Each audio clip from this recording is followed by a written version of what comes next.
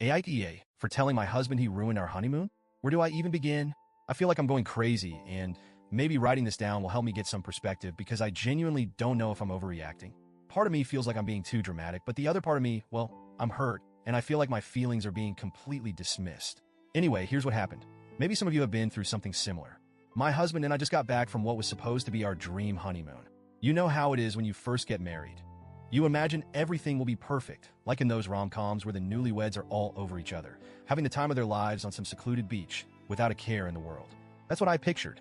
We've been talking about this honeymoon for months, carefully planning every detail. We picked a stunning location, beautiful beaches, luxurious resorts, just the two of us. I thought it was going to be the perfect way to start our married life. But it turned out to be anything but that. A few weeks before the wedding, my husband, let's call him M, started casually mentioning how it could be fun to invite his best friend and his wife to join us for a few days of the honeymoon. His best friend, Dan, and Dan's wife, Sophie, are good friends of ours, sure, but I was completely caught off guard by this suggestion. Who in their right mind invites other people on their honeymoon? I told him right away that I wasn't comfortable with the idea. This was supposed to be our time, our trip. We'd planned for it to be romantic, intimate, and just us. I didn't want to spend my honeymoon double dating or socializing when this was the one time in our lives we should be focusing entirely on each other. M brushed it off at first, saying it was just an idea, but as the days went by, he kept bringing it up. He said it would make the trip more fun and that he didn't want the honeymoon to be boring. Boring. That word stuck with me. I couldn't believe he thought spending time alone with me on a tropical island would be boring. But I let it slide, figuring maybe he was just anxious about the trip or overthinking things. I thought I made it crystal clear that I wasn't okay with him coming. I really thought I had put my foot down. So imagine my shock when we get to the resort. This gorgeous, dreamy place we'd both been so excited about. And there, in the hotel lobby, waiting for us, were Dan and Sophie. I froze. My heart dropped into my stomach. I was trying to make sense of what I was seeing. Why were they there? Did they just happen to book the same place? But then M, with this big grin on his face, turned to me and said, "Surprise." I invited them to join us for part of the trip, as if it was some kind of wonderful gift he had just given me. I couldn't even speak. I just stared at him, then at Dan and Sophie, who were all smiles like this was the greatest plan ever. Meanwhile, I felt like crying. I wanted to scream. I wanted to ask him why he thought this was okay when I had told him multiple times that I didn't want to share our honeymoon with anyone. But I didn't want to make a scene in front of our friends.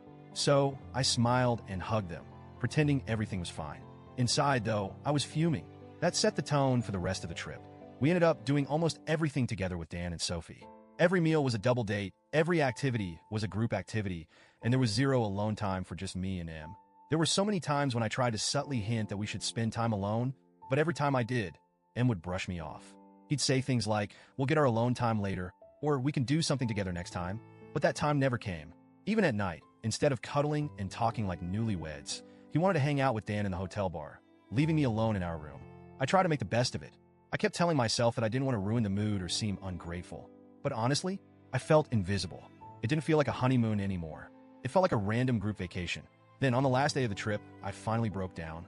We were all at dinner, and Dan and Sophie started talking about how we should plan another trip together soon. I just couldn't take it anymore. I blurted out, "Maybe next time, M, and I can actually have a vacation, just the two of us," in this sarcastic tone that I didn't even mean to use. Everyone went quiet, and I could feel him glaring at me, but I didn't care. That night, back in our room, I confronted him. I told him that I felt like he had ruined our honeymoon by inviting them, and that he hadn't respected my feelings at all. Instead of apologizing, M got defensive. He said I was overreacting, that it wasn't a big deal, and that I should be happy we got to go on a trip at all. He even had the nerve to say, "We can always have another trip. It's not like this is the only vacation we'll ever go on." But that's not the point. This was supposed to be our honeymoon. It wasn't just any other vacation. It was meant to be special. I told him all of this, but he just shrugged it off and went to bed, leaving me feeling even more hurt and unheard. Now that we're back home, things are still tense.